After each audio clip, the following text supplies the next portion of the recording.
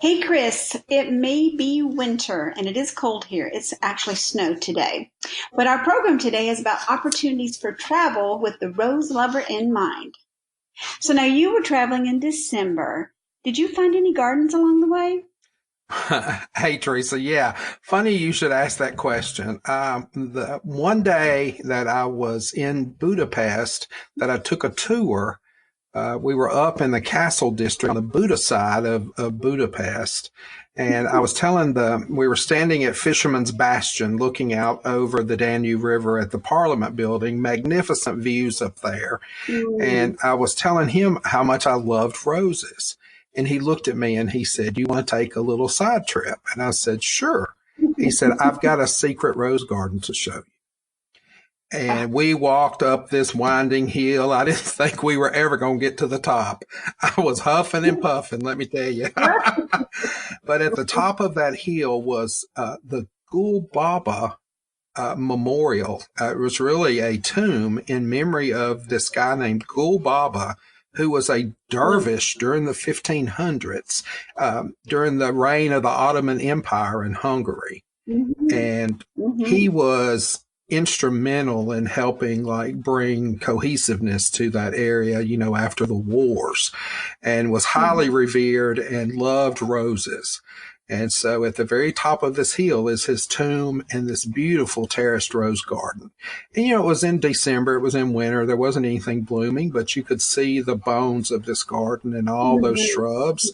And I'm already wanting to go back in the spring just to see the blooms. Well, I am sure. And, and I love that, seeing the bones of the garden, you just see things you don't see when the blooms captivate you. But I'm sure when you mentioned the Ottoman Empire, and we heard a bit about that when we were in Turkey and their love for roses, but I bet there were some damask roses in there. Oh, I believe there were. Not many of them weren't marked. That's not so much their custom there in an informal garden, but just the shape and form of them, I wouldn't be surprised a bit. Now, Teresa, you spent most part of December in Great Britain. I did, but not too many gardens did we see then. But I was there in June, and we did see lots of gardens. Now, I think you went to some place that me and you both just love, and that is Highclere Castle, which is, of course, the home of Downton Abbey. I did. And the home is beautiful, and you do feel like you just pulled up the drive to Downton Abbey. But what you don't often see on the show or the movie are the gardens. And there's a walk to the gardens, and you walk through this beautiful wildflower meadow to get to the gardens. And there's even a secret garden there as well. I have the sign to prove it. And, when you walk through gardens, and I'm sure you saw that when you were in Budapest, but you see things, and you see things that, well, maybe I could add that to my garden. And not only does it make your garden more beautiful using some of their design techniques, but you have the memory of where you saw it originally. And so I'm doing that in our garden. I saw a beautiful, a bench, and the bench was completely surrounded by Annabelle hydrangeas. And then there were tall roses and other tall perennials around there too. So I'm going to have a bench surrounded by not Annabelles, because I already have a hedge of Annabelles in another part of the garden. So I'm going to put Bobo hydrangeas, because they get tall enough to do this, to make this look. So I'm going to have a Highclere Castle bench. Wow. I can't wait to see it. I know you'll be sharing pictures of it. And I will. So anyway, so it is so fun to get to travel. We're so fortunate when we do, and we get to see things. And we're going to hear a lot about that today. Paul Zimmerman took a trip last year, and he's going to report on that. And he's going to tell us all about the trips coming up. And it's not just trip this year, it's trips coming up in 2020. Wow. Well, folks, pack your bags. Paul Zimmerman's about to join us, and it's time for Rose Chat. Y'all stay with us. It's time for the Rose Chat podcast, a podcast dedicated to celebrating the world's most beloved flower, the rose. Join award-winning gardeners Chris VanCleave and Teresa Byington as they chat with rose lovers and experts from around the globe. With each episode, you'll gain valuable knowledge and insights to achieve the rose garden you've always dreamed of. Listen now as we explore the world of roses. Try Haven brand soil conditioners, providing generations of gardeners with a truly all-natural alternative to chemical fertilizers with their line of composted manure and alfalfa teas. Easy to brew and use on all indoor and outdoor plants. Find them online at manuretea.com.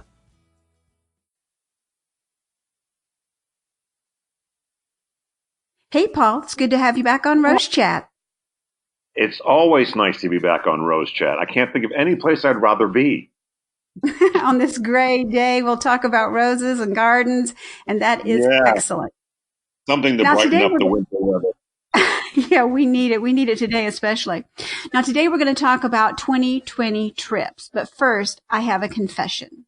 So last year, when the pictures came in, and I found myself being a little pea-green with envy, especially as I looked at the Facebook post. There's everyone, including Michael Marriott, at David Austin Gardens. And I think you said something about for behind-the-scenes tours.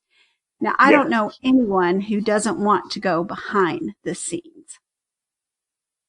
Well, David Austin was fun, and that was one of the gardens that I had high on my list to go see, having been there before. And as you know, I've known Michael for over 20 years. So I called Michael and I said, I'm bringing a group and I want to do some fun stuff that you might not normally be allowed to do. And Michael said, absolutely. You tell me what you want to do and we'll do it. And so we got there. First of all, Michael actually came to the hotel a couple nights before we went to David Austin, and he gave us a nice talk on companion plants. So that was a lot of fun. Oh, yeah. Then we went to a private garden, that Michael had designed. And Michael literally walked us through the entire garden. And I said, I want you to just walk through the garden. Why did you pick that variety? Why did you plant it there? What's your color? What was your thinking? What was your philosophy behind the design as you were doing it? So we literally had a 2-hour masterclass in a garden designed by Michael, with him walking us through what was going on and the whys and the wherefores and how the planting and the style that he was going for and all of that kind of stuff. So that was a lot of fun. But that was just the precursor, because then we went to David Austin Roses. And so Michael met us. He was there for the day with us. And so he met us. And the first thing that we did was we went and took a behind the scenes look at the hybridizing greenhouses and the hybridizing facility. So he explained how the hybridizing worked. We saw all the test roses, all the seedlings being grown. And we're talking, 200,000 seedlings, as well as the plants that were potentially going to be, David Austin Roses maybe 10 years from now. So that was a wonderful walkthrough. Michael explained the entire process and what they did. Then he took us in and we had a hybridizing class. He showed everybody how to hybridize roses. He taught us that. Then he took us into the facility where they are testing the David Austin cut flower roses, which David Austin now has as a line. So he took us in there and we did a little bit of looking around and we did some playing with that and there's some sniffing and smelling, and he gave us the criteria for that. And then afterward, we had lunch, as one does in England. And then what we did was he took us into Mr. Austin's, of course, who's now deceased, but his garden, his house is still there. And he took us into Mr. Austin's personal garden. And we had a private tour with Michael to Mr. Austin's personal garden as well. Well, I'm turning that color again. I just am. Behind the scenes tour. Oh, my goodness. Well, now this year, it's not just one, but two, right? Yeah, this year it's two. We had such success with the UK tour, and it was fun because we got off the bus in London, and everybody looked at me and they said, this was fabulous. Where are we going next year? Which is great. It was a great compliment. We had a lot of fun. It was 15 of us, private motor coach. And so what we're doing this year is we're going to go ahead and do the UK again. Pretty much the same tour. I've made a few tweaks in it. Again, we end up at David Austin with Michael's garden, with Michael joining us. This year, however, Michael's going to take us to his own personal garden at his home. It was kind of under some changes last year, so he wasn't ready for us. But this year, we've got that on the list. We're going to modest Fun Abbey, where we'll have a session with Johnny, who's the head gardener there. We go to Sissinghurst. We get an early bird in the Sissinghurst before it's open to the public, where we have a private tour with the head gardener at Sissinghurst. So, and Charles Quest Riston is going to join us and do some talks as well. So I'm trying to always arrange these sort of, behind the scenes things, just, by calling on friends of mine. So England is June 24th through July 1, begins and ends in London. And then we've added Belgium and Holland. And the reason for this is my ancestry is Dutch. For those of you who know me, I'm first generation American. So that was part of it. We begin and end in Brussels, and that is June 15 through the 21 of June. We're going to go to Louie Nurseries, where I've asked the valets to give us a private behind-the-scenes tour of the nursery there. We're going to see some other gardens that are unusual. And these tours are a combination of private gardens and public gardens, which is fun. And in the private gardens, they've arranged, the company I work with, Boxwood Tours, we're met by the owner, who's generally the person who designed the garden. They walk us through the garden, so we're not only seeing the garden, we're seeing the garden through the eyes of the person who owns and designed that garden, which we have found to just be utterly fascinating. They generally join us for lunch, which is always generally served on the estate, which is a lot of fun. So that's the nice combinations of them both. And then in Belgium and Holland, we're also going to go to Speck Roses. Eric and Alex Speck, who I've known for a long time, and they're going to show us their behind the scenes of their nursery. And they do a lot of cut flower roses and cut flower breeding, so we're going to be seeing a lot of that.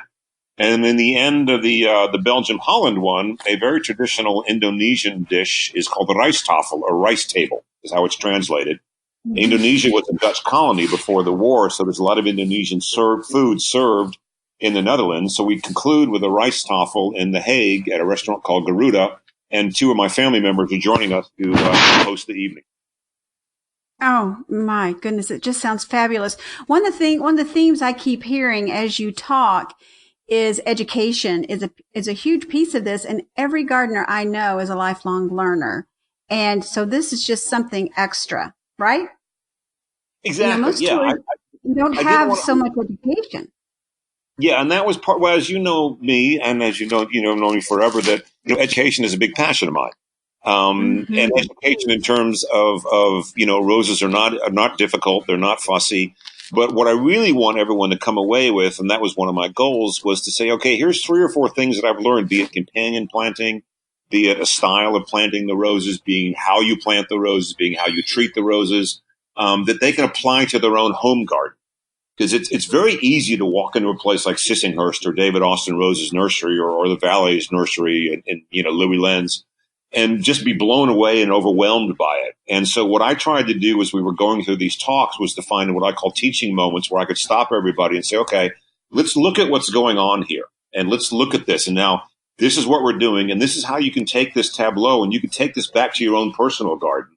And this is what you can do. And that was one of the great compliments, because I've kept in touch with many of the people after the tour. And they're saying, I came back and I looked at my garden with new eyes. And you remember when you told me about this, or Michael said this, or, so-and-so talked about that. And I'm now applying that to my own home garden as well. So that is a big part of what this is. It's education. And some of it's behind the scenes, but it's also what are these learning moments we can take from these grand gardens that we can take home with us and say, gosh, I can do that in my own little garden at home. Absolutely. Just perfect. So tell us what's included. Once they sign up, what's included in the price? Pretty much actually everything, to be honest with you. Both tours obviously we have private coach transportation.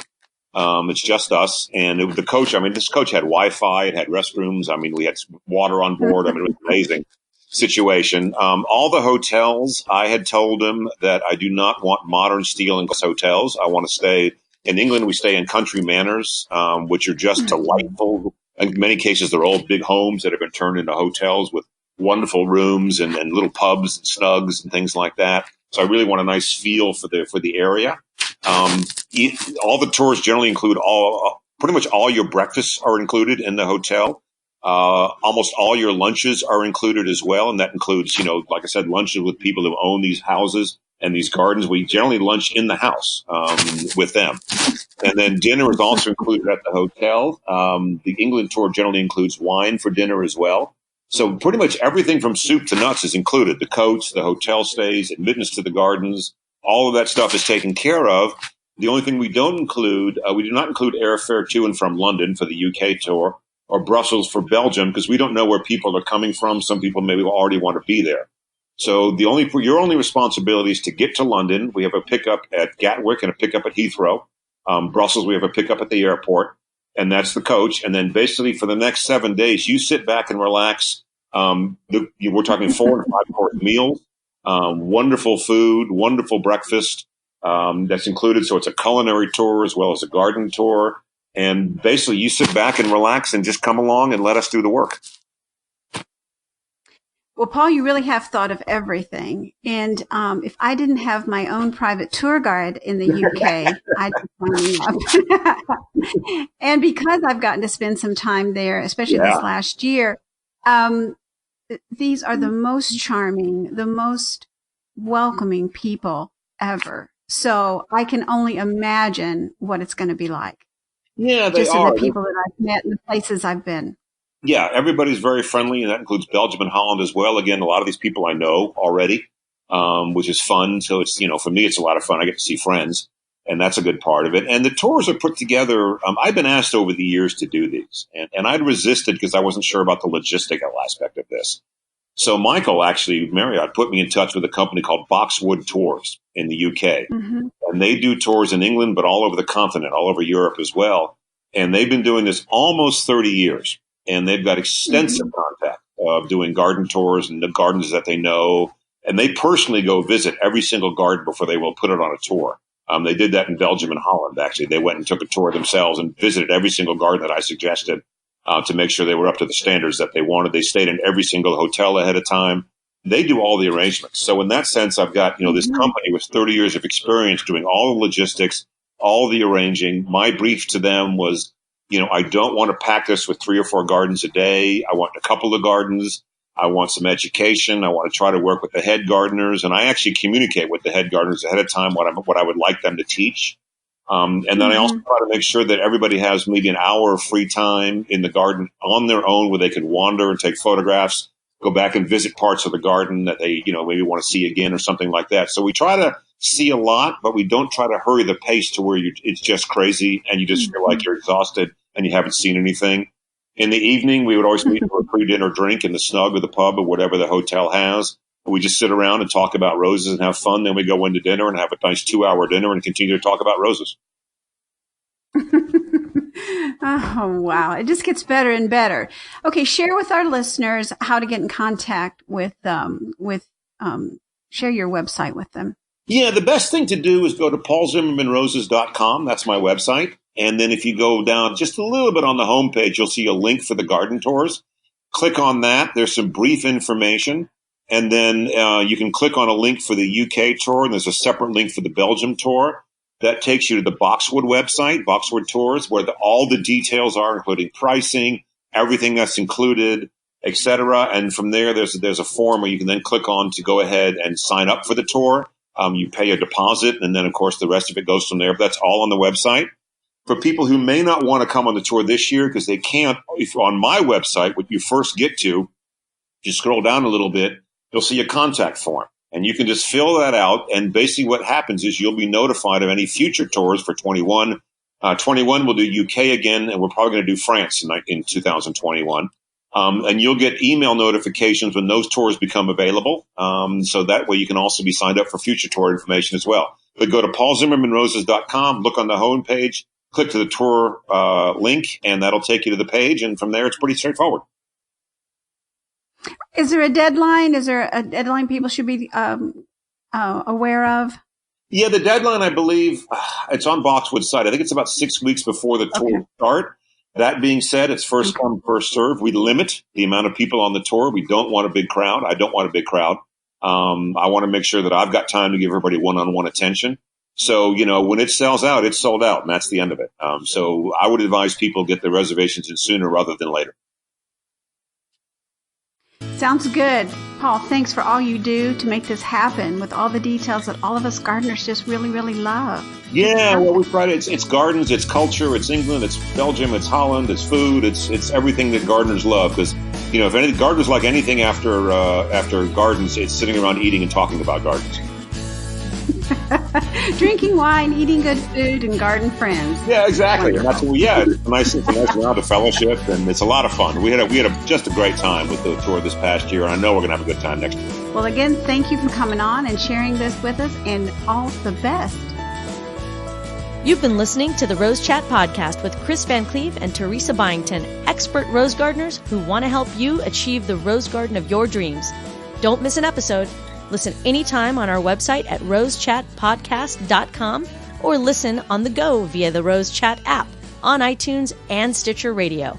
Share this podcast with your social networks and join us on Facebook, Twitter, and Instagram by using the hashtag RoseChat. Join us next time for another edition of the Rose Chat Podcast. The Rose Chat Podcast is a production of the Rose Chat Media Group, Birmingham, Alabama.